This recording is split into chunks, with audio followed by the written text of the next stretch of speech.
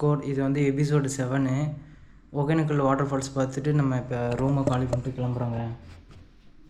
எல்லாத்தையும் பேக் பண்ணிட்டேன். இப்போது நம்ம எங்கே போகிறோம்னா நம்ம சொந்த வீடு சேலத்துக்கு தான் போகிறோம். அங்கே போய் ஒரு 2 days ஸ்டே பண்ணலான்னு இருக்கிறேன். அப்புறம் பைக் கொஞ்சம் பார்க்கணுங்க, ஏன்னா புகை அதிகமாக வருதுன்னு சொல்லியிருந்தேன்ல, ஆயில் எப்படி இருக்குது, அது எந்த அளவுக்கு புகை வருதுன்னு சொல்லிட்டு அதை கொஞ்சம் செக் பண்ணணும்.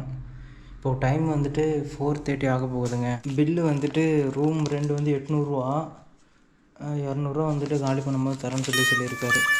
டக்குன்னு ஃபால்ஸை பார்த்துட்டு இந்த பில்லு வந்து தலைவரும் பில்லே காணும், பக்கம் ஆகி போச்சு. எங்கடா போச்சு அதுக்குள்ளே பில்லுன்னு பார்த்தா கரெக்டாக அந்த மூலையில் கிடக்குதுங்க.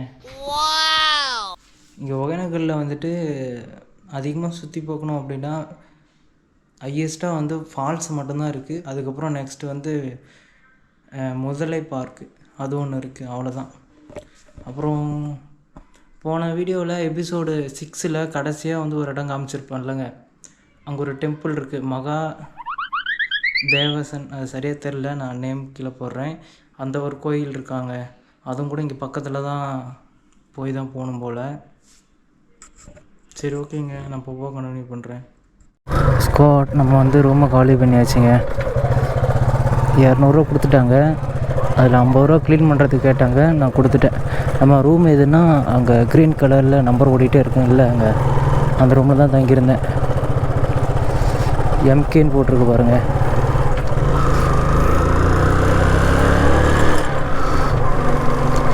நான் ஒரு ஹோட்டலுக்கு தண்ணி குடிக்க போனேன். அப்போ ஒருத்தர் இங்கே எஸ்பின்னு சொல்லிட்டு ஒரு லாட்ஜ் இருக்குல்ல, அது வந்து ரெக்கமெண்ட் பண்ணியிருந்தார். ரேட்டு வந்து 500 ரூபா தானாங்க. இது தாங்க நான் சொன்ன கார் பார்க்கிங்.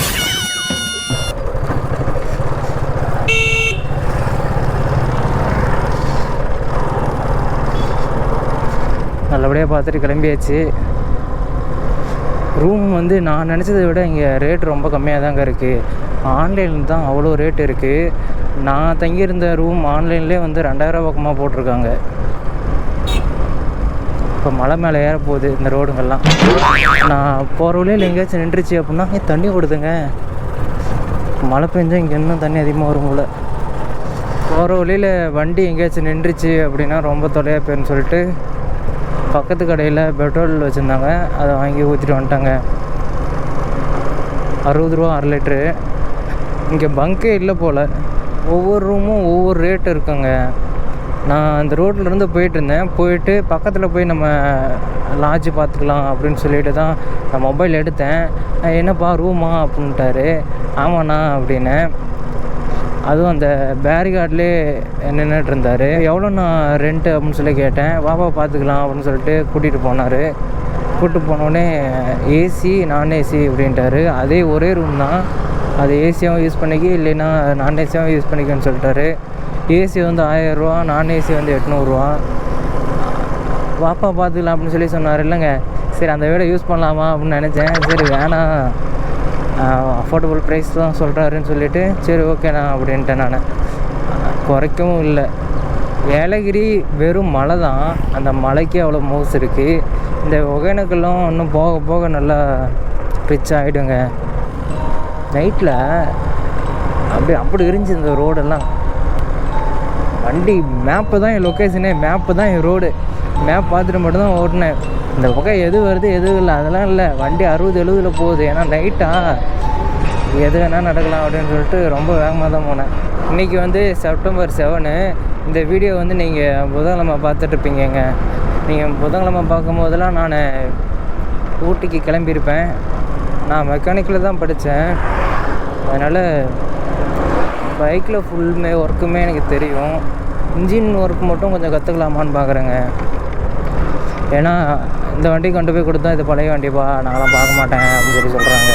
இன்ஜினை வந்துட்டு போர் ரீப்ளேஸ்மெண்ட் பண்ணணும். அதுக்கு அவங்களாம் ஒன்றுமே பண்ண மாட்டாங்க. இன்ஜினை கழட்டி லேத் மிஷின் இருக்கிற இடத்துல கொடுத்துருவாங்க. அவங்க தான் வந்துட்டு மறுபடியும் ஹோல்ஸை வந்து மறுபடியும் ரீஹோல்ஸ் பண்ணுவாங்க. ரீஹோல்ஸ் பண்ணிட்டு அவங்களே வந்துட்டு இங்கே வால்வு இருக்கும், 2 வால்வு மேலே போய்ட்டு வரும்லங்க, அந்த வால்வை வந்துட்டு அவங்களே மாற்றி கொடுத்துருவாங்க. மெக்கானிக் வந்து சும்மா கழட்டி மாட்டுறது, அது மட்டும் தான் வேலையாக இருக்கும். ட்ராவல் பண்ணுறவங்களுக்கும் டிரைவிங் பண்ணுறவங்களுக்கும் தூக்கம் ரொம்ப ரொம்ப முக்கியங்க. நான் நைட்டு வரும்போது என்ன நினச்சேன், இன்றைக்கி ஒரு நாள் தானே, எப்படியாச்சும் ஒரு நாள் தாக்கு பிடிச்சிக்கலாம், ரூம் எடுக்க வேணாம் அப்படின்னு கொஞ்சம் நான் பிளான் பண்ணேன்.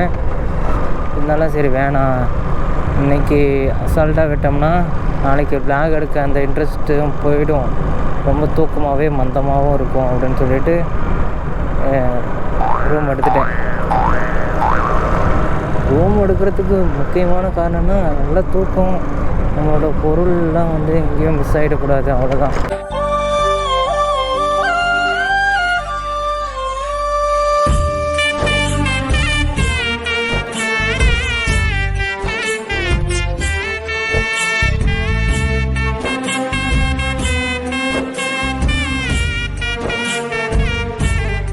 அதுக்காக மட்டும்தான் நம்ம ரூம் எடுக்கிறோம்.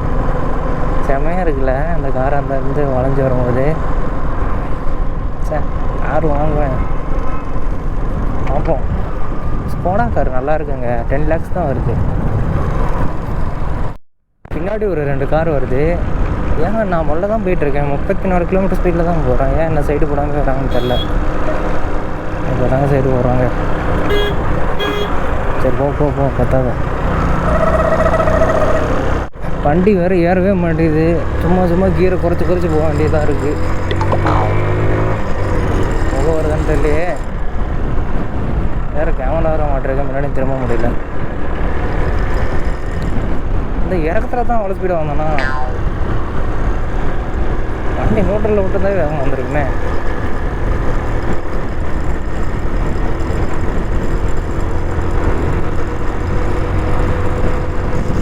ரொம்ப சூப்பராக இருக்குதுங்க வண்டி. இன்னும் ஏபிஎஸ் பிரேக்காக இருந்தால் செம்மையாக இருந்திருக்கும். ஐயோ அப்படியே ஒர்க்கலாகவே பயமாக இருக்குது.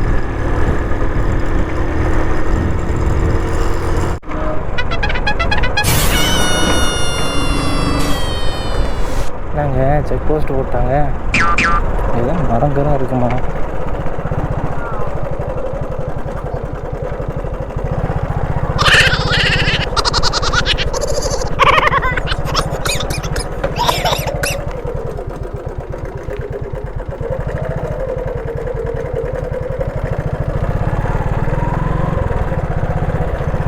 இது வைப்ரேட் ஆகிட்டே இருக்குங்க. ஏதோ ஒரு குச்சை வச்சு லாக் பண்ணிடலாமான்னு பார்க்குறேன். கொடுத்தவங்க ஏதோ ஒரு ரப்பர் மாதிரி கொடுத்துருக்க மாட்டாங்க, சும்மா வைப்ரேஷன் ஆகிட்டே இருக்கு. இந்த கட்ட போதுமா?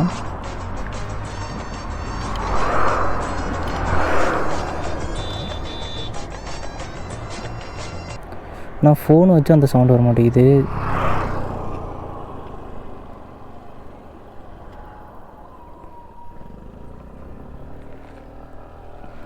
இனிமேட்டு வைப்ரேஷன் வரும் பார்க்குறேன்.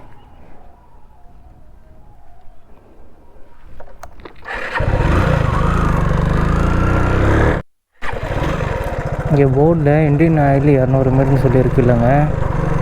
பெட்ரோல் அடிக்கிறீங்க டீசல் அடிக்கிறீங்களாம் ஒகேனக்கல் போகிறதுக்கு முன்னாடி அடிச்சுக்கோங்க. ஆக போனால் எந்த பக்கமே இருக்க மாட்டேங்குது. இந்த பெட்ரோல் பங்க்லேயும் பெட்ரோல் இல்லையாங்க, இன்னும் 1 கிலோமீட்டர் போகணுமா. 10 நாளாக பெட்ரோல் இல்லைங்கிறாரு. 1 கிலோமீட்டரில் பங்க் இருக்குன்னு சொன்னார், பங்க்கே காணோம். முன்னெல்லாம் நான் 9th படிக்கும்போது ரோடு இங்கேயே உழையுதுங்க.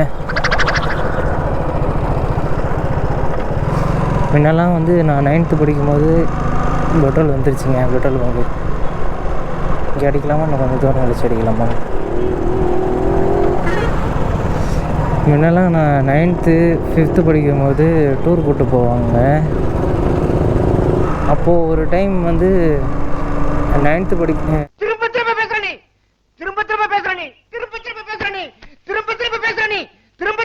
அப்போ ஒரு டைம் வந்து டூர் போனப்போ 5 days டூரு. ஒரு 2 days வந்து நல்லா ட்ராவல் பண்ணிட்டாங்க.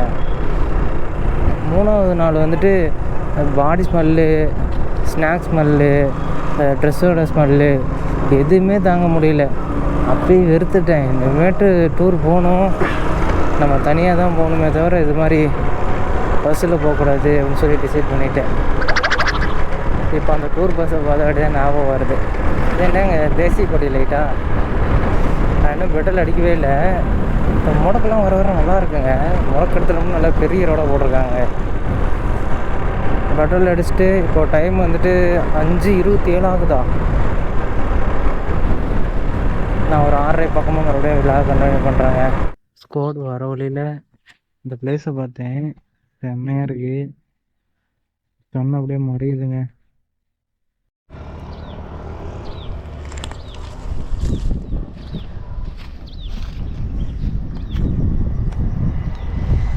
அங்கே ஒரு ரோடு இருக்குது, அந்த ரோட்டில் வந்து பஸ்ஸு போச்சுங்க, பார்க்கவே நல்லா இருந்துச்சு.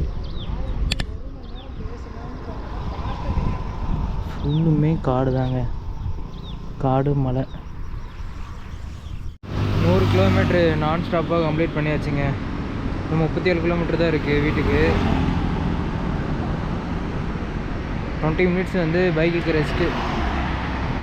இப்போது நம்ம சேலம் தாண்டி இருக்கோம். டைம் வந்து 7:15 ஆகுதுங்க. A few moments later. இப்போ நம்ம வந்து 27 மினிட்ஸ் பக்கமாக ரெஸ்ட் எடுத்துட்டோம். இப்போ டைம் வந்து 8:27 ஆகுது. இன்னொரு இடத்துலேருந்து பேசிட்டு போயிடலாங்க. அந்த இடம் ரொம்ப இருட்டாக இருந்துச்சு, அதனால் கொஞ்சம் தூரம் வந்து இந்த இடத்துல நின்றுட்டுருக்கேன். இந்த இடத்துல நல்லா ரொம்ப வெளிச்சமாக இருக்குல்ல. இனிமேட்டு கிளம்பிடலாம். இன்னும் கரெக்டாக ஒரு 30 கிலோமீட்டர் தான் இருக்குது. இப்போ கொஞ்ச நேரம் கழிச்சு அப்புறம் தூக்கம் வரும்.